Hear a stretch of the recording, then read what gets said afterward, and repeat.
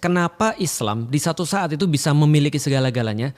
Dia punya apapun yang pernah diimpikan oleh peradaban manusia, tapi sekarang dengan Islam yang sama, ternyata kita nggak sampai kayak gitu. Nah ternyata yang namanya kebaikan dan kebenaran itu, serta kebagusan itu ada 3 fase. Ada fase individual, ada fase komunitas atau masyarakat, ada fase hukum. Nah kita yang nggak punya fase ketiga.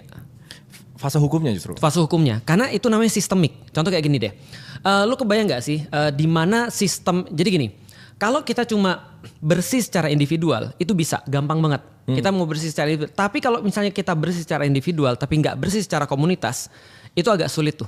Karena komunitas akan narik kita kepada kebiasaannya dia. Tapi masih bisa nggak kita bersih sendiri di antara komunitas? Bisa, walaupun kita akan stres. Tapi kalau kita bersih sendirian di antara sistem itu nggak bisa. Contoh ya, lu masuk pergi ke pasar. Lu aslinya dari mana sih? Jakarta ya?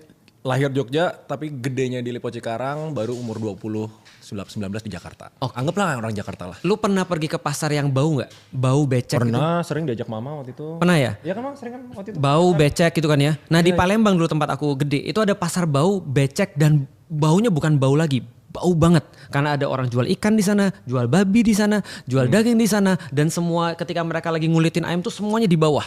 Jadi tuh wah mes, kacau banget. Apalagi pas habis hujan itu baunya luar biasa. Pertanyaanku sederhana.